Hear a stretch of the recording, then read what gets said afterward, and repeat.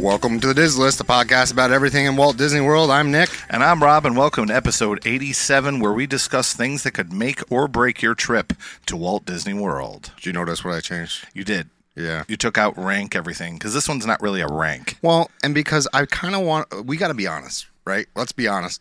Pull back the curtains for a second.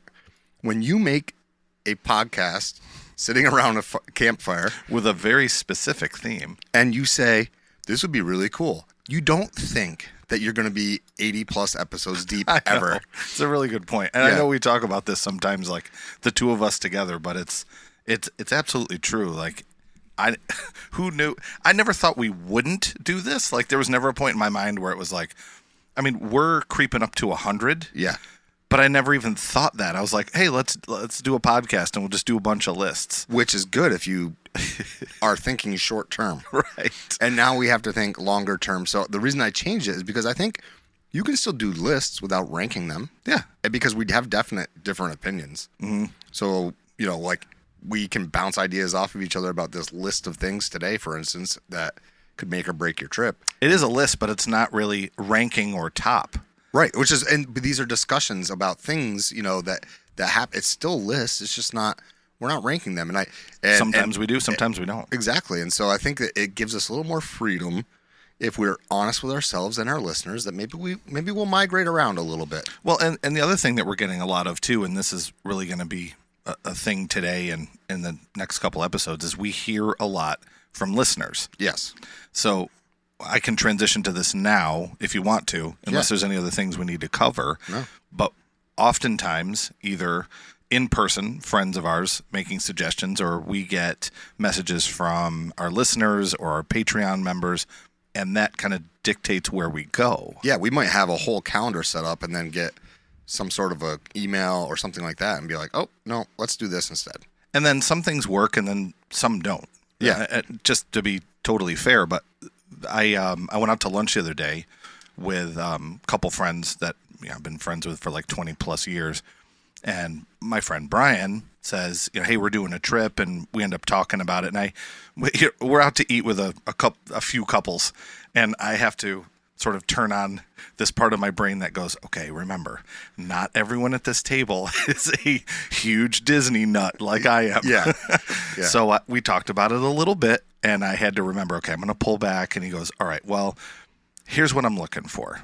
He says, I have I know he has two girls, but just for the listeners, he has two girls and they're picky eaters. Okay. So he says, what do I do? I said, well, there's a lot of different things you can do. He's like, can you talk about it on your next episode? I'm like, yeah, I mean, in my mind, I didn't say this to Brian, but I was thinking, I don't know if that's a whole episode, but that's definitely something that I think a lot of people would be interested in hearing, and Nick and I can discuss that. Yeah. So I figured, why don't we just do that kind of in the opening today? And I'll be honest with you, I think we could do a whole episode on it, only because what I said to you when I texted you about this was that, what if you don't want to sacrifice your own dining experience, but you have young kids? And you go, that's exactly what Brian's looking for. Yeah. So, I think I'm excited to kind of have this discussion because as much as I talk about my kids liking food and being foodies, the reality is that, like, the first time I went with them, they were like, 7 and 4, just turned 4, something like that. So being adventurous for them at that age versus adventurous now is very different. So I think it's a good discussion to have. Yes, definitely. And I actually did some research on this and found some things that I never even thought were even a thing at all. Okay. Like, my go-to immediately when you and I were texting about this was, most quick service places you can get chicken nuggets. Yeah. You can get a hamburger. You can do mac and cheese. You can do, what's the other one? There's like 4 chicken fingers. Pizza. Pizza. That's it. That's the one. I Those was are on like the other 4. end. When I read that text, I will be honest. Don't get mad at me. I rolled my eyes. Oh, it's fine. I rolled my eyes at Rob because I'm like, I don't think that's what Brian's asking. Yeah. Brian's not asking, what do you do with picky eaters when you go to only quick service? Yeah. Because you don't ask that question if you're only going to quick service. Yeah, you're right. In my opinion. You're right. And what I found was that table service is actually better when you have picky eaters. Correct. And I didn't realize this, and I found all kinds of great info. Like, for example, one of them is pressure. For example, if you're in a quick service line and you got 10 families behind you, which is totally plausible, right? Yeah. You got 10 families waiting. They're tapping their foot. They're impatient. They're staring at you. And I get up there, let's pretend this is me for a minute. I'm like, hi, we need to see the gluten-free menu. We're really sorry. We have members of our party that have a food allergy. Everybody rolls their eyes. The pressure's on, right? Yep. And then everyone goes, becomes a situation. If you're at a sit down and you're at a table, the waiter, waitress, server, cast member comes up, and there's a little bit more time. It's a little bit more laid back. Yeah. How can I help you? Right. And there's no one staring over your shoulder. You have that time to have a discussion, and it's not the clock's not ticking. Well, here's the other thing. Customization at a table service is a lot easier than a quick service. So let's say you have an eater who likes chicken. Okay? They like chicken. Maybe they don't like a certain kind of breaded chicken. They like chicken fingers in like a Chili's style where it's more of a batter breaded. Right. They don't like the kind that's cornmeal. Like that's a thing. Okay? I can assure you that's a thing. My son likes certain kinds of chicken fingers if he's going to eat chicken fingers. So as a result, you need to know those things. You don't necessarily know that going into the quick service. Now, when you go into a table service, you can ask those questions. But also, let's say you like chicken, but you don't like it with barbecue sauce. And all they have on there is a barbecue chicken. A barbecue chicken sandwich. Right. You can ask, is that a barbecue chicken breast or is it pulled barbecue? Oh, it's a barbecue chicken breast. Is there any chance you can just do it without the sauce? Oh, you can. Now it's a grilled chicken sandwich. Right. I don't like that aioli you're putting on it. Is there any chance you can swap that out for XYZ? Table service is going to provide that to you a lot more than the quick service. Well, the quick service, it's quick. Yeah. So a lot of times the answer is no, we can't do that. Yeah, it's not their fault. Right. Because they're trying to pump them out so fast. But if you're talking to your server, cast member, I'm not sure what term to use here. What do we do, server? No, the best term? Sure. Yeah. Sure. So you're talking to your server. Let's say you give a request, something that they're not sure about. Mm-hmm. Okay. I'll go talk to the chef. Yeah.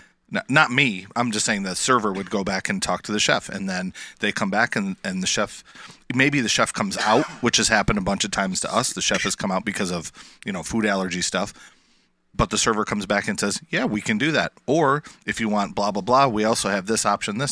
Right. In the end, I think there's a difference between picky eaters and people who like simple food. Yeah, that's true. Like mac and cheese and a burger and burger and fries and or a hot dog or chicken fingers from a quick service. That's simple food, and simple food is good. But picky eaters might be just somebody who doesn't like Brussels sprouts, only likes broccoli. Doesn't like broccoli with cheese on it, only likes broccoli plain. Likes it roasted, doesn't like it steamed. Like those are things, right? Mm-hmm. I know for a while your son wouldn't eat anything black. Yeah. Right. Yeah. Which meant make sure you're basically steaming that steak, yeah. or you're steaming everything. You don't want to. Yeah. Don't put any black on it. And the nice thing too is they change and their tastes change and they grow out of it, and it's less of a thing for them now. No, and, yeah, I wasn't. I didn't take it that way either. I'm bringing it more into like bigger picture that even if your kid is picky now, that it's beautiful when it changes. Yeah. You know what I mean? Yeah. I have a couple more things. You have anything else that you had jotted down for this? I do. I have some things about for it because I'm picturing for me going and wanting to really enjoy everything that Disney World has to offer with good food. Yep. What I would say is do your research ahead of time as far as look at the menu. If generally speaking on a table service, if there is something that looks like your kid might like it, but perhaps that thing has some kind of accoutrement, if you will, that the kid won't eat. Yeah, they'll probably be able to kind of switch that up. So my point is, if you look at the menu and you see something that's really close, like it's a liked food adjacent, it's probably going to be able to be made in a way that your kid would like it. So do your research ahead of time. Yep. Because you don't want to go and end up at, let's say, Topolino's, and you get there and you're like, my kid's really picky, and they're like, I can't make that. I can only make this, like fish, for instance. Okay, so my daughter really likes salmon. not a big fan of whitefish. There's a big difference there. So don't just so do your research. The other thing I would say, and this will be the last thing, then, I know you've got a couple more points. Yeah. But there's some really good table service buffets that provide really good food. That's what I had right here. I'm glad you said that. That are also, I mean, it's a buffet, right? Yeah. So there's everything. I'm thinking of Tusker House if you want to have some really, really good food, or if you're lucky enough to be staying over at Animal Kingdom Lodge and you go to Boma, that food is coming out of the same kitchen as Jico. And so you're getting really, really, really good food. But there's also the kids line with the chicken fingers, with the pizza, with the mac and cheese, with all the things that you can, all those things too. And in addition to that, the character meal aspect of it can kind of smooth some of the edges off of the kid who maybe doesn't enjoy the adventurous food. Well, the other benefit too with buffets is if you can convince, and this is hard too, but if you can convince your kid to try something new, you get the smallest, a quarter size portion of scrambled eggs. Your kid, I don't like eggs. They look weird. They smell weird, right? A lot of times when you cook eggs, it's not the greatest smell, but they taste great. That's at least me. So let's say you get a little bit of scrambled eggs. Come on, just try one bite. Oh, this is pretty good. Or it's not good. So you didn't just purchase scrambled eggs on a full order of scrambled eggs at Disney World for whatever, $8-10, right? Because it can be expensive. Yeah. That's another benefit of a buffet is, hey, you get a try it plate, and there's all little quarter-sized small portions, and then maybe make it into a game, or you make it, a fun thing for your kids to do. Absolutely. I don't know. Trying to think of I would 100% creativity. agree, because that's how you can break them out of because they have a preconceived notion of what something must taste like. Yeah. Oh, that's got to be disgusting because of what it looks like when it's alive. I'm not eating a fish. Look at that thing. And then they taste it and it's like, oh wow. Or I'm not eating that. And then they taste it and it's for instance, if you like hot dogs, you would think, oh well, if you like hot dogs, then you're gonna like a bratwurst. But bratwurst could be different looking, or a knockwurst, which is different too. Yeah. And so the kid might just base it on looks, but then they taste it oh, this is just a garlicky hot dog. Oh, okay. Never mind. I guess I do like this. Well, the only other thing I had down here too is you can bring food into the park. They're going to look through your bags, but you can bring in, let's say you go over to Publix, or you have, you and I have done this. We ordered through Walmart, and Walmart delivered the groceries to us. Maybe your kid likes a certain type of granola bar or protein bar, something, easily packable and filling. You can keep those in a bag. Let's say you go out to a restaurant, they won't eat anything. Maybe they'll have a Coke, Yeah. But, and then you pull out, okay, here's this protein bar you like, and here's a couple, squeezy apple sauces or whatever. Yeah. And then that's just another way. I don't know if that's called it's not really a last resort, because we still do that now. When we go, even with our older kids, we'll put protein bars in our bag. And yeah, you're going to get hungry. Yeah. In between meals. And that's totally normal. So if you end up going to a restaurant and the kid is just not in the mood, you have a kid saying, I don't really feel like pizza right now. Yeah, no, that's a totally, you're already every day. You're in line, you're already there, or you've already ordered. Okay, well, I open up my bag and I take this out, and then that's what we do. So I don't know. Yeah, I got one last thing though. Yeah, sure. I just thought of, because what you said and what we were talking about, character meals. If you're finding a character meal, chances are they've dealt with all the picky eaters. So I'm thinking of if you really want a good meal, but also want your kids to have a chance, it's not going to be cheap. I'm going to be honest with you. But look at the very good character meals. I'm talking storybook dining with Snow White over at Wilderness Lodge. I'm talking Cinderella's Royal Table. Those guys where they're, or breakfast over at Topolino's. Those are expensive, don't get me wrong, but you're going to be able to have a nice, really nice meal, and your kids are still going to be able to get their picky eater food, because they've dealt with it, right? That's what I was going to say. It's not their first time. It's not their first rodeo dealing with those kids. No, not at all.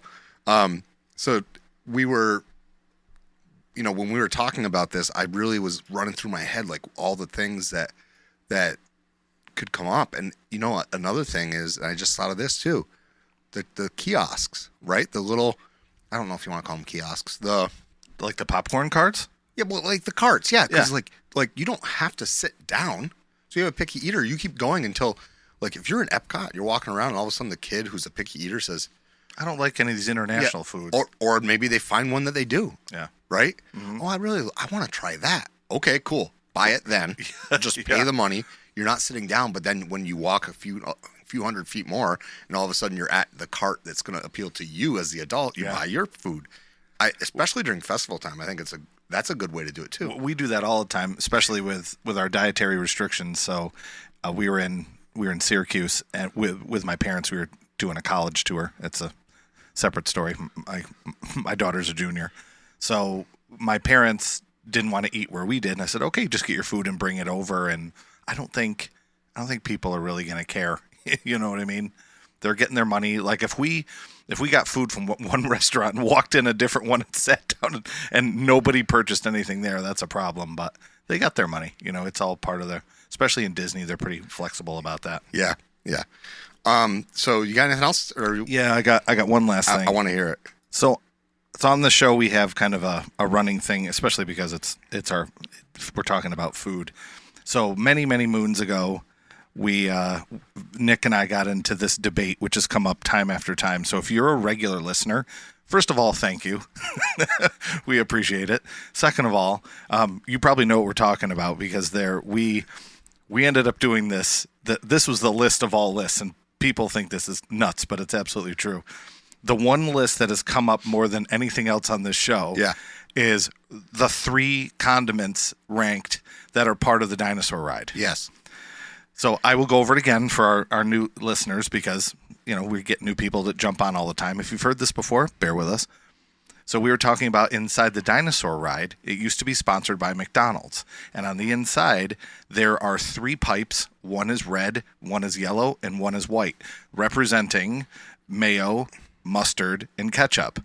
So we, and not even having planned, started this debate, and we went hard on this for a long time. Yeah, it was what condiment was best?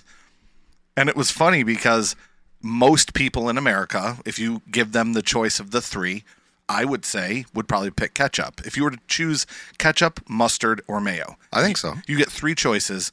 I'm going to guess the majority of Americans, more than 50%, are going to say ketchup, right? And for both of us, it is. Right. It's number 2. It's 2 for you? Yes. For me, it's 3. It's 3 for you? Yeah. Mustard, mayo, ketchup. In that order. Mine is mayo, ketchup, mustard. Okay. All right. You're wrong, but that's okay. But I don't dislike mustard. Right. So just so everybody knows, we're getting there. We're getting there. There's a point. So now you sent this to me. So now people also who listen on a regular basis know we live in Western New York and we love the Buffalo Bills. We also absolutely love Josh Allen. If you don't know who Josh Allen is, he's the quarterback of the Buffalo Bills and an absolutely fantastic guy. Yeah. We got to meet him once. We meaning my family. Nick wasn't there. And he was the absolute nicest guy in the world. And totally believe it. Like, not fake. He's just a great dude. Yeah. So Nick sends me this video, and in the video, well, let's just play the audio. So Go ahead. Here's quarterback of the Buffalo Bills. Hold on. They're asking questions like best stuff. Oh, right. Like, who do you prefer? Yeah. Outfits, Jason or Travis Kelce? Yeah. He picks Jason. Luckily, it's the right call. Okay, so here is Josh Allen. Like everyone loves, but you hate. Ketchup. Seriously? I like mustard. I like mayo. I like A1 with my my fries. Night on the town or night on the couch? Yeah. So he agrees with us, kinda. He agrees with me. I believe he said mustard, I think mayo. he did. So I believe. I think you win this round, but I am Josh Allen's spirit animal. Right. But I was glad that, and I wrote you back in the message. I go, well, he said mayo too, because mayo's my favorite. Yeah, so that's funny. It just makes us like Josh Allen even more. So yeah. I thought that would be kind of a funny little ending to our little longer than average intro because we had a great topic to discuss there. So yeah, absolutely. Thanks to Brian A for his question, and it was and he's going soon. I don't know if I told you that. Yeah. He's going down, and this is actually becomes more interesting too. Maybe something we could discuss at some point. We have another mutual friend who lives in New York City. and he is actually going to meet them down there, but he is staying off-site, and they're going to meet up, and we had this whole long discussion about transportation and how all that works. Yeah. And, story for another time, but looking forward to hearing about his trip. Yeah. Also, if you don't already follow us, excuse me, don't already follow us over on Instagram, it's at DizzlessPod. That's usually the best place to get us, but I really need you to go follow because we are in the middle of doing our rankings for our March Madness, so please go and do that and help us out with that. It's going to dictate what our show looks like for the next month, because after this is our last show before we get right into the March Madness stuff. And then also patreon.com/DizzlessPod, where you can become a Patreon patron and receive early access to every episode as well as bonus content. We're pretty communicative anyway on whether it's Instagram or elsewhere, but over there, you can send us a quick message and suggest some show topics. Today's patron of the day is Nicola D. So thank you very much, Nicola. We really appreciate your support all these months. So we're going to head off to the halftime show. When we come back, we're going to talk about things that will make or break your trip at Walt Disney World. Welcome back. Today we're going to talk about the things that could make or break your day or your entire trip to Walt Disney World. There's a lot of things that in specific categories, like, well, I'm going to start right now. Here we go. Yeah, because we're not ranking these. No. These are in no particular order today, and we're just going to bounce ideas off of each other. That's why I'm going to jump right in for an example here. Yeah, still a list. And this is one that you and I both had, because we did discuss this too, because to be totally transparent, when we do our top lists, we don't talk in advance. No. It's a surprise. This one was a quick discussion before we began just to see where we were. And my first one, and we both had this, was weather. Yeah. So make or break. So the rules we're going with here for make or break is, could the weather be absolutely incredible and be a great thing for your trip? Yes. Could the weather be horrible and completely ruin your trip? Yes. Keep in mind, we're talking about Orlando, Florida, which gets hit by hurricanes on a regular basis. And the weather could actually make so that you couldn't even, it's rare that Disney World will close down besides the pandemic, but if the weather's really extreme and it's possible. And so for example, our Patreon episode, we're going to be talking with a friend of the show, our friend Mike, and Mike's first day at Disney World, he had a Magic Kingdom day. He didn't have a choice. That day is when he was going to Magic Kingdom because it was a short trip. It poured the whole day. Yeah, so as far as make or break, it is, to me, I like to think about controllables more often than not. This is something you can't control. Yeah. And so this really can make it or break it. Yeah. And there's not much you can do about it. I would say one thing, my tip to people who are in that, and if I had talked to Mike when this happened, I would have said straight up, just like, you just got to embrace it, like lean into it. And I think that's his style too. Like, and we did that when we went to the parks in the rain too. Yeah. Be the dude who is jumping in the puddles with their kids and just laughing. Right. It's way better. Yeah. Than just being pissed. Yeah. It can totally break your day. But on the flip side, you can go on a trip and it's unseasonably cool in a good way. Right. You know what I mean? Or when you go and it doesn't rain at all, and sometimes this time of year when Florida's getting that rain, it is more of a rainy day and less of a afternoon thunderstorm when we go in July and August. Aggressive downpours. Yeah. The weather definitely can make or break. And, the other thing is how you treat yourself in that weather. So, did you prepare for it? Did you look ahead? Did you bring the things you need to bring? Yep. And that can be it's really nice out, but I didn't bring sunscreen. Well, it's going to break the rest of your trip because you're going to be hurting. Or our trip, it was our first day going over. I did not look at the weather report. It was around dinner time, and our families had just gotten there, and they said, "Hey, let's go over to the Magic Kingdom and walk around." We're like, "All right, let's go." We just dropped everything and we went. And then on our way over, we were on the boat, and it started to storm, and we were all like, "Well, I'll give the edited version." We were like, "Oh shoot, yeah, that's the edited version." And we got over there. Nick's crew is prepared. They all had their raincoats. Yeah. And to be totally fair, almost always we have our raincoats. We are like, I am I have my backpack. It has everything in there. It has a change of shoes.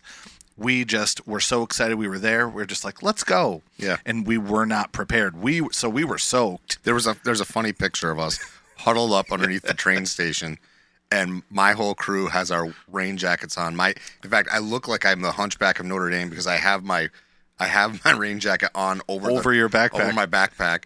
But we were in like a foot of water. Remember, it wouldn't drain under there? Yeah. It was a lot of water. It wasn't a foot, but probably 3-4 inches. There was enough that no one's shoes from that day were able to be worn the next day. Yeah.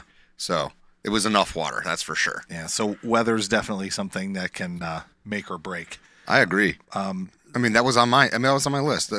Right away when you said weather, I'm like, yeah, of course. Your next one is one that we both had, so I'll have you lead off this one. My next one? Because you had weather on there too. Yeah, I did have weather. I was talking about the one that was the digital one. Oh, the Genie Plus one? Yeah. Yeah, Genie Plus and individual lightning lane can make or break your day. Two things. Whether you purchase it or with this dynamic pricing, you can't budget. Right? You just can't. No. And so you don't show up and it's $35 or it's $20. Yeah, you don't know. Yeah. And if you have a park hopper and you want to use Genie Plus, then you're going to be purchasing whatever the most expensive park, which is usually Magic Kingdom. Yeah. Because you got to pay for the park hopper one.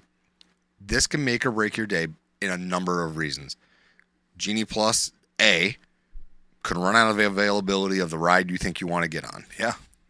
And quickly. Yeah, a lot quicker than you think. Yeah. If you are not a tech guru, if you didn't know that you could log in right at this time to get that, you could be out of luck. Mm-hmm.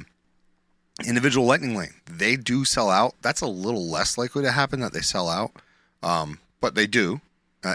And what I will say is, this can make or break. You might be under the assumption that, hey, I have a virtual queue for Tron, so I'm just going to walk right on when they call my boarding group. Maybe. Well, you're not, most likely, unless you have a really low one.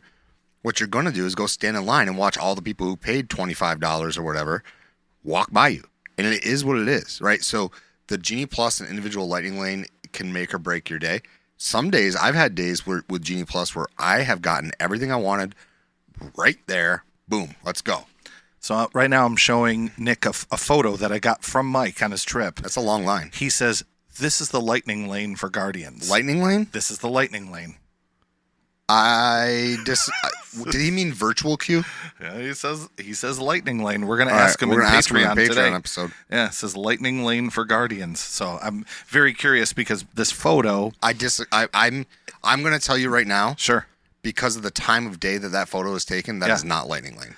It looks like it's nighttime in the picture, and it looks like the line goes all the way. It looks like it's getting close to what. It's not the Play Pavilion anymore. Yeah, I know what you mean. It's where Body Wars. What's the name of that pavilion?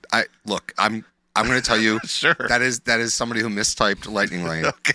That is not the lightning lane. That was because I recall you saying that he got a virtual queue, or he didn't get a virtual queue in the first 2 times, and then my recommendation was try to buy a lightning lane, and then you said he's going to try to get the 3rd round of virtual queues for the extended park hours because he's of where he's staying. Yes. So that's what that is, which makes that's a perfect example. It's at night too, right? But people confuse virtual queue with lightning lane because Disney has made it so impossible to understand what the heck it is that you're doing. That's true. That's fair. And I mean, I could be wrong. I can't wait to find out really what happened there when we talk to him on Patreon episode next week. Well, it's coming. It's today, but it'll be released next week. Genie Plus. Some days, when we were there, Hollywood Studios, we were done by 1. Yeah, everything. Done. Yeah. I've had times this year where everything I want to get, or this past trip, everything I wanted to get, nope, you're not getting it. Not for 3 more hours. Yeah. So what do you have to add about Genie Plus and Lightning Lane? Well, I'm going to use Disneyland, and I know I do this a lot, and this is a Disney World podcast, but it's completely different when you're out there, and especially if you're in Disneyland Park, and we decided to buy Lightning Lane when we were there. Even when we bought Lightning Lane, we still couldn't do everything that we wanted to do. So I want people to know that don't let it break your trip, even if you get Lightning Lane and you still can't get on every single ride. That's just something you need to know going in that, hey, this is going to be helpful, but it's not a guarantee for you to ride every single thing in the park. And we didn't even do a lot of the big ones. Like we even do Galaxy's Edge when we were at Disneyland because I've done it. It's literally a carbon copy. Yeah, copy paste. So we walked through it just to see, hey, is this any different? And it wasn't. We didn't do any of the attractions. We looked to see if a Mandalorian was there. Gotcha. Because that's right around the time where Mandalorian and Grogu started coming into the parks. So we walked through it. But yeah, I guess my point is just know that it's not a guaranteed stamp that you're going to get everything. But yeah, you can get close. I mean, we got close. Well, the thing is, right? So here I've heard people say, I paid all this money and I couldn't even get stuff. On the days where it's super expensive, that's because it's going to be super crowded, which means you have to be that much quicker. You better be playing the genie slots. You better be quick about it. You can't go set the timer at the 2-hour timer. You can't have the 2-hour timer and be off by 30 minutes and expect to still get. Look, if you're in Hollywood Studios, you have a choice. Do I want this as my lightning lane or this? Because like if you pick, I want to go and do my first lightning lane. I want to be Tower of Terror. Okay, and you pick that as your lightning lane. Well, guess what? You're probably not going to get a lightning lane for Slinky Dog that day. If you want Slinky Dog and you use Slinky Dog as your first one. You need to start there, yeah. Otherwise, it would be gone after the 2 hours. Right, but if you use Slinky Dog, if you really want to do Slinky Dog, you start there. Okay, there's your...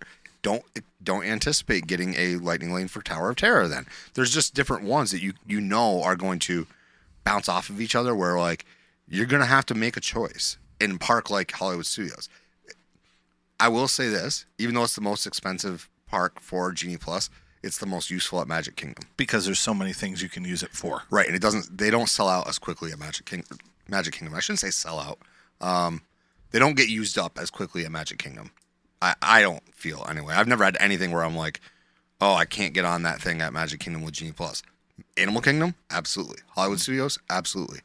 Epcot? I don't even know if I'd buy it at Epcot, to tell you the truth. I don't know if you need it. No, I don't think you do. No. But I'm with you. And what if there's tech issues? That could make or break your day. There have been tech issues. Shockingly, imagine that. Disney IT fails. Well, I always think of your story at Test Track and how frustrating that was for you with your son. Yeah. It happens all the time. And it's not you or anybody just being grumpy or jerky about it. It's like that was a really inconvenient thing that happened multiple times. Yeah, multiple times. Like it's not the only. I mean, I shouldn't say it happens frequently, but frequently enough that like people complain about it. Yeah. So yeah, Genie Plus and individual lightning lane is something that can make or break. What's another thing that can make or break your day? For me, it's ride openings, closures, or refurbishing, which is there's different levels of this too. My first advice before I even get into this is, again, do your research and see what's open and what isn't. So we had already booked our tickets out to Disneyland, and we found out that their Thunder Mountain was closed, which is my daughter's favorite ride, and she couldn't do it. So the good thing was I knew that in advance, so I could tell her. So she was prepared, so we didn't walk up and go, oh, we got all the way here and Thunder Mountain's closed. Right. That'd be a bummer. Yeah. Or let's say you have somebody that absolutely loves Country Bears or loves Splash Mountain and is looking forward to that. And now, once you arrive there, both of those things are closed right now. And ironically, as I said, Country Bears, it popped up on the screen. We have screens in the studio that has different Disney attractions up. And it's just ironic because I wasn't even looking and I said Country Bears. Yeah. But the other benefit too is, so we have our trip booked for summer. So does Nick. Different times. We're not going at the same time. But let's say we show up and it's right around the time that Tiana's opens. I mean, what a great bonus that is. That could make your trip. That could totally make your trip. And that's what happened when we arrived at Disneyland, because that is when they opened Toontown again. Yeah. So we were there the week that Toontown opened, and so many people went back into that area that it made other parts of the park I'm glad you said that. Busy. I'm glad you said that, because that's what I was going to touch on about the Tianas. Yeah. Maybe that's not a big deal for you, but if it opens, it's a big deal for other people, and it sucks that capacity away from other places in a very real and very good way. But the nice benefit, too, about Toontown is that the new ride that opened was Mickey and Minnie's Runaway Railway, which was crazy long, that line. But I've done it before. We have it. Right, yeah. And I've done it. So, again, we were like, okay, let's go check out Toontown. So we went back there, walked around, took it all in, characters everywhere. It was so much fun. We did Roger Rabbit because no one wanted to do Roger Rabbit in Toontown. Right. The line wasn't crazy. We basically walked right on that one. Right. And then went to the other parts of the park, which were not even that busy. So a make or break could be refurbishing, closings, retheming, I didn't say, but that's exactly what's going on with Tiana's, which I'm very excited for. Yeah. And I think we talked a little bit in one of the previous episodes about that new animatronic. That Tiana animatronic. If you haven't seen it on any of Disney's social media, you need to. It's incredible. It's the closest thing I've seen that's this good is the Beauty and the Beast animatronics that they've done. One of the Asian parks. I don't like saying the wrong one. I want to say Shanghai, but I might be wrong. They also have Anna and Elsa. Really, really good Anna and Elsa animatronics over there too. Oh, so when they just redid, they're just like the that's great. Tiana. Same technology. So ride openings, refurbishment. So just do research, see what's open. You know, you don't want your kid to get all excited and you find out you get there and you know your kid's favorite ride, Kali River Rapids, is closed. God, I hate that ride. I'm glad you laughed. Honestly, the other thing with that is like there are sometimes when you can't prepare your kid. Yeah. Because you don't even know, and Disney doesn't even know. Right. You know, there was a time last summer where like Pirates didn't open for like 2 days straight. Jeez. Or you know that you go and you wait in line for Rise of the Resistance because you're gonna rope drop it, and all of a sudden you're like, yeah, we're gonna be on one of the first ones, and then all of a sudden an announcement comes on, and then there's a cast member walking through tapping your magic band or tapping your phone, whatever piece of media you're using, and guess what? You are not getting on that. Yeah. So, you know, those things certainly happen. They can break your day. Yeah. But it's all about how you respond to them. You know, I kind of said control the controllables. Mm-hmm. You can be grumpy. You can be upset, but try to keep that to a minimum of like 30 seconds of like, what the heck is going on? You're allowed to be frustrated. Yeah, get your frustration out. But remember your mindset. You have to be back in your Disney mindset. Yeah. Then it's hey, I'm happy I'm here. This sucks. Okay, got it out of my system. I vented. Yep. Let's move on and have fun somewhere else. Yeah, absolutely. And you know, the one I didn't think about when I said make or break, and because I was thinking about make or break, and you said, well, ride's not being open, and I was like, how is that a make or break? And then you said because Tiana might open. Like I didn't even think about those things. Those are really good hints about like when you go, you may run into something that you didn't know was even there. Yeah. Or, you know, I've had this happen. Seven Dwarfs is down. You know, whatever, it's not working. You walk by, and there's the cast members holding they're holding the chain, basically saying, no, it's down. And you look at the cast member, and they're like giving you that nod, and you're like, you take an immediate left, and like you stand there, and like 30 seconds later, that chain is gone. Yep. And you get to ride Mine Train with a walk on. So there's that too about sometimes when rides go down, if you kind of hang around in that part of the park, especially rides that like go down and they're only down for a little bit. Seven Dwarfs is not one that's down a lot. Yeah. It usually comes right back up. But yeah, that's a good one. Ride's not open. So I have one that I'm gonna bring up that I think is, and I mentioned it, and I think it was one that really does can make or break your trip, and that is traveling party. Who you travel with. So, wait, what are you trying to say, Nick? Well, you see, we traveled together. Is this your way? Yeah, don't never again. No, we had a great time. We got along. We got along great. So what I mean by that is that, and I don't even mean like attitude of your traveling party. I mean like makeup of your traveling party. If you go as an adult, and it's you and your spouse and two young kids. Yeah, I know. I think I know what you're getting at here. And you're a huge Star Wars fan, or you are a huge Marvel fan. You know, you may not get to ride the ride you want. Yeah. And yes, there's rider swap. That's as convenient as people like to think that rider swap is. I don't think it takes twice as long then to ride the same ride. Yeah. And you're not riding it with the person you really wanted to go. You know, what do they say? Dance with the one who brung you. So, you know, it's not the same thing. I've never heard that, actually. Really? That's funny. So must be an Adirondack thing. Easy. I love the Adirondacks. I'm not knocking it. Yeah. You know I love the Adirondacks. Yeah. Okay. Yeah. You like the touristy part inside the blue line. Yeah. I didn't live there. You're gonna get me off on a track. I didn't live there. All right. You did. So, anyway, I think that's part of it. But what can help too is when you go with a larger party. So, like with the case I was giving to Rob was, we went and I wanted to do rock and roller coaster. My daughter did not. Yep. My wife did not. My son was kind of in between. Well, my daughter was too. Yeah. So and as I recall, did your wife ride with us on that one? It was all four of us, the four of our members of our family, me, my wife, my daughter, and my son. My daughter came around and said, yep, I want to do it. Okay. She said, Nick's doing it, Cooper's doing it, I'm in. Okay. So we decided to do it because, the party had decided it was okay. Now, if it was just me, my wife, and my kids, there's no way that my son would have agreed to go. Yeah. My wife and my daughter didn't want to go on it. My daughter, I don't even know if she was tall enough at that point. She certainly is now, but I think she might have been, because that's like the highest height requirement in the parks.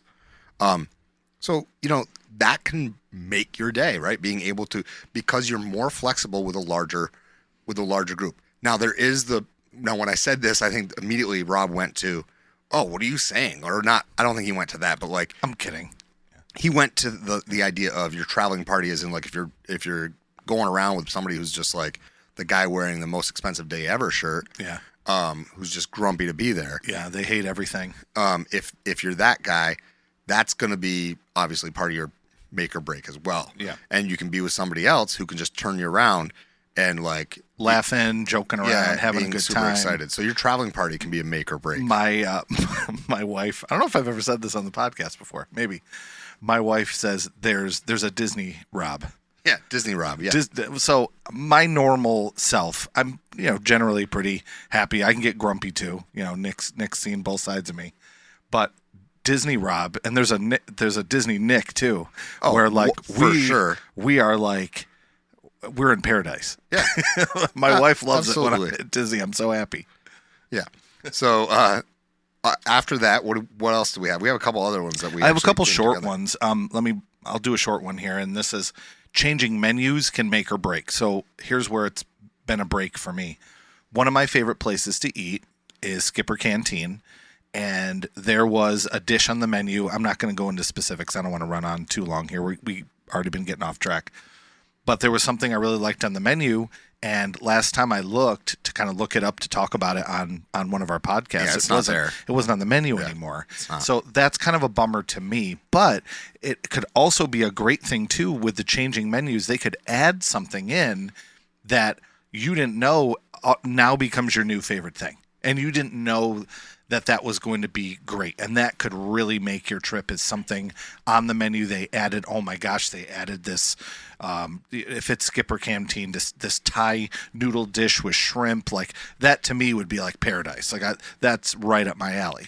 But then other people, maybe they were looking forward to it and it's not there and it's a big bummer. So what are your 2 cents on that one? So like for me, and I know this is odd because I am the food guy. It doesn't make or break my trip because I'm adventurous enough that I don't care. Like I don't eat the same thing every time I go to there or go to a restaurant, but it definitely can, like changing menus definitely can make or break. Or like, let's say you go there and you're always going to the Food and Wine Festival and you really, the thing you're the most excited about is getting this one thing at the Germany Pavilion. Yep. And you show up to the Germany Pavilion and this year they don't have it. Or you always want the beer cheese bread bowl, I think it is, or something like that, over in the Canada Pavilion, and they don't have it, or whatever the case may be. That can be disappointing, but that's why you have to pay attention ahead of time. Look at your menus, and I understand Disney does not make it easy. You book these reservations 60 days out, and they change the menu 10 days ahead of time. You just kind of have to it is what it is. So yeah, that can definitely do it. I've got a couple more. One that's a big one that can make or break your day / trip. And it's 3 things that are slashed. I've got crowd / time of year / day of week. And I know the time of year and day of week is weird, but they relate to the crowd because the time of year you go and the time of year you can go really does make or break the level of enjoyment you're going to have. If you must travel during big holiday week vacations, you are likely to have a hellacious time in lines. It is what it is. I'm talking about the 2 weeks surrounding the Easter holiday that schools get off. I'm talking about when we're recording right now, we're ending our President's Week. A lot in the Northeast, a lot of schools have that whole week off. I'm talking about the weeks around the Christmas, New Year holidays, which I've done. I'm talking around Thanksgiving. Did that once, yeah. The times of year where people are like, we're on vacation, let's escape to Disney World. Those weeks can make it very, very, very difficult for you to enjoy yourself. Yeah. I look, there's no down season anymore at Disney. Believe it or not, August and July are like months 5 and 6 respectively, I think, for busyness. Actually, August is higher. August is like third lowest. I think it goes like September's the slowest. Then I want to say October. I think it's actually January. Okay, is slow, and then it goes to sorry. I think it's March, and then it goes down to August, and then I think July was 6. I just saw an Instagram post the other day about it. I can't find it. I was just searching for it this morning. Part of the thing is that the time of year you go isn't always your choice. So I said control the controllables, right? Yeah. For us, we have choices. And that's weird because you'd think, well, no, you're a teacher, you have less choices. But we have the whole summer we could go. Yeah, I had this conversation with my mother the other day about when we go. Yeah. And because we invited her to come with us on our summer trip. I said, Mom, do you want to come with us? You know, kids are getting older. You can come along. She goes, I'm not going in the summer. And I said, Mom, we don't really have a lot of options. You know, our kids do sports, can't really go during a lot of the breaks. Yeah. So I'm like, this is when we can go. And you go during the breaks, you're not going to enjoy yourself. Yeah. Like, maybe you would. I would. Look, I don't like people. I just don't. Right? This is not. I'm not shy about saying that. I don't mean I don't like anybody. I just mean like crowds. And they bug the heck out of me. And I know that's weird that I like Disney, but it's not as crowded in the summer anymore. I'm the same way. And you know what, though? I will add this in, too. Even when it's crowded, you have like a plan and a goal. So even though it's super crowded, it's not like you're dealing with people. You're going, okay, there's a lot of people here, but I need to get over to Jungle Cruise. So I'm going to go around these people. And, like, it doesn't bother me as much because I have places I'm going. But during those weeks, during those crazy weeks, crazy times, that plan does not matter because you can't get through them. Yeah. It does not matter. I will say right now that like that's a big deal breaker of why I would not go over like this past break, this February break, or in the spring break. The other thing, day of week, do your research, folks, because everybody thinks, oh, Saturday, I don't want to go to Magic Kingdom on a Saturday because it must be crowded. Guess what? Magic Kingdom's probably slowest on Saturday. People start their trips and they do Saturday to Saturday. Yeah. And they fly in on Saturday and they say to themselves, I don't want to do a half. I don't want to do a half day at Magic Kingdom. I want to do a whole day. So Sunday and Monday, slammed. Saturday, not as much. Yeah. Or like Saturday in Epcot, bad choice. Why? Epcot's a locals park. If you're a local, you love Epcot festivals. Going to an Epcot festival on a Saturday or Sunday or a Friday evening, bad idea. It just is. So day of week really can make or break you. Now I get it.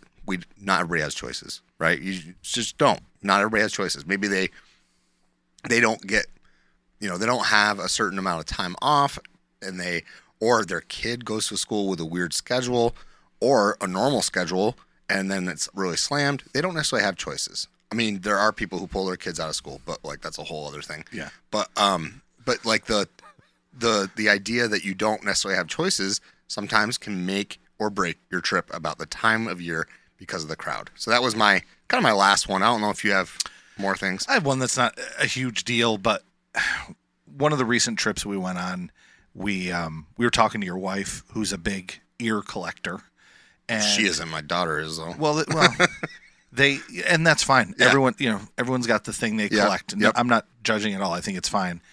And before we go, and I always do this to say, hey, we're going on a trip. Anything you're looking for? Because that's kind of a fun thing for me I know where you're going. when I'm going in the gift shops, I'm looking around. I'm looking for, a mug or whatever else. For example, we have some listeners who are, students and listeners of mine. I said to him before he went with his family, I said, hey, take a look and see if you can find this mug. I'm looking for this mug. I'll pay you when you get home. And they came back and they brought me the mug. It was great. Yeah. And so when we spoke with your wife, I was like, hey, anything he wants to look for. Yeah. And there's very specific, it was cocoa. I think they were cocoa themed Mickey ears. They were like the ones that were, they looked like they were stitched. So Disneyland had them differently. I think it may have been Encanto, but they kind of had that same vibe. I think that was it. Yeah. But they were Disneyland had them differently than the ones we have from Disney World, and they are very cool looking with the colors and stuff. One's white and one's black with as far as the base. Yes. And then the not poppy. That sounds weird. Marigolds. No, I was gonna. The colors were popping. Oh, gotcha. So they're popping colors. Vibrant. There we go. Sure. Yeah. So yes, I remember this. Yeah. But the make or break here, to get back to my main point, is sometimes when you're looking for something, it can be really hard to find. And if your kid really wants it, yeah, it's tough. So a lot of times what we've done on our trip, and not specifically with your wife, but there's been certain garments that we found. My niece wanted the yellow, and listeners, if you've been to Disney recently, you know what I'm talking about. It's a yellow t-shirt and hoodie that says Walt Disney World with like rainbow colors on it. Yep. We had such a hard time finding the size that she needed because she's younger. She's in middle school, and we needed to find that size. We couldn't find the size anywhere.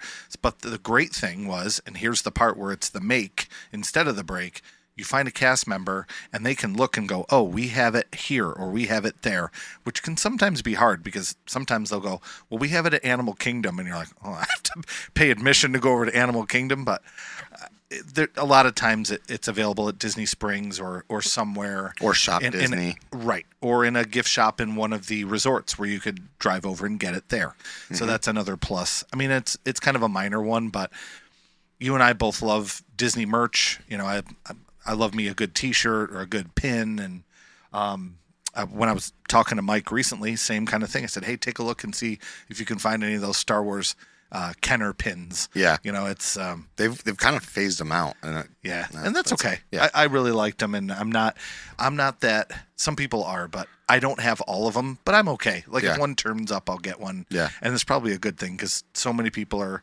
completists. Maybe you are with your baseball cards or whatever else. But I'm okay with not having every single one of them. So. I just thought of another make or break. Sure. Budget. Yeah, no kidding. Disney makes it very easy if you want to buy your way out of discomfort. Oh, you don't like crowds? $99, and you can have a dessert party and then stand without crowds. You don't like to wait? Oh, well, for this much you can skip the line.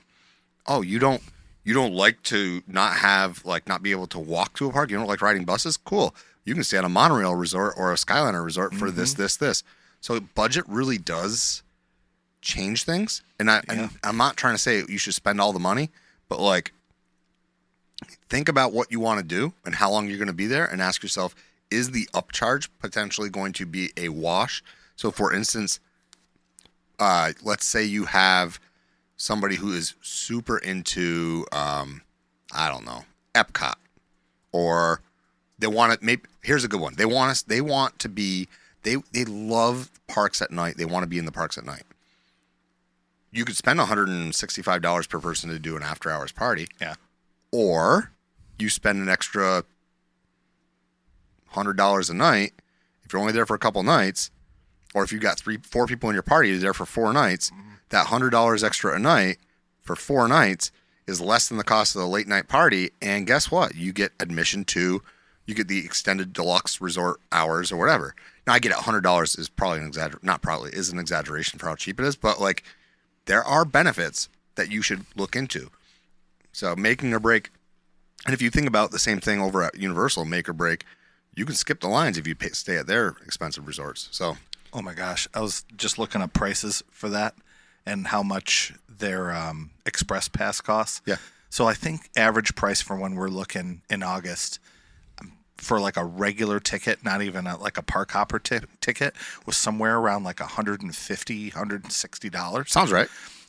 But then we were looking, and they totally duped me here. I looked at the fine print later, but I looked at the price for the express pass, and later on I saw as low as, and I was like, oh my gosh, it's only $70, or No. I was like, it was some super low price No. because it was as low as. There's date based. Right. And then I went and looked and like added it to the cart, and I was like, what? Where's this price coming from? Then I went back and looked, and again, I got tricked, saw that that is the lowest price that they offer at some point during the year. September 24th. Right, but and I was doing the math of how much it's going to cost for the four of us just to go there, and then do we want to skip the line? So probably not. I probably will not buy the express pass because it's literally double the price. Yeah, double the price. Yeah. Express Unlimited too, by the way. Because, Right, and there's another one, yeah. Because the Express Unlimited means Includes everything, including the brand new rides. and you can skip, and you can do it multiple times. So Yes. Anyway, that's universal. I that's my fault for doing that. Did you have anything else you wanted to mention? No. Make or break? Well, no, but if there's anything that any of our listeners can think of and they want a message to us, Yeah. we're happy to share that stuff back out. You know, I'm sure there's so many more things that could really make or break a trip that we didn't even. Well, we're going to find out about. some specific ones from Mike, because we're going to do that Patreon episode. This is releasing Wednesday of this week. So whatever this week is, 'cause I'm still on vacation mode. So it's releasing Wednesday, and then Mike will be on the Patreon that following Saturday. If you follow us over on Patreon, patreon.com/dizzlesspod, you'll see when that post goes up. And then if you're a member, you'll get access to that, as well as early access to this episode. But yeah, the other thing is that you can also get any merch that you want. You can go, that we maybe have, you can go to magicmerch.art or magicmerch77.etsy.com and check out some shirts over there. I'm sure you'll be able to find something that you like. Well, there's a brand new one posted yesterday. I don't even know if you've seen it yet. I didn't see it. All right, we're going to bring that up right now. Okay. The other thing I would like to say is that one thing that you can control at Disney World, that is certainly it could be a make or break, is your attitude. So, a Disney version of Nick and a Disney version of Rob certainly are things that exist. So you should embrace that same thing. And Rob has a new shirt up, a new one that he designed. I figured you would like this. That says "Drink Up Me Hearties," and then it says "Drink Up Me Hearties, Yo Ho," and there's a skeleton in the middle of it. I will be certainly calling that can be our featured design of the week. Drink Up Me Hearties shirt over on magicmerch.art, and you just read it and you're singing along. Like, I look at it, I'm like, drink up me hearties, yo ho. I think the back of the shirt should say, "You just sang that." You know what I'm saying? All right. Anyway, it's been a great, big, beautiful tomorrow. Tomorrow's just a list away. Tune in next time, and we'll see you real soon.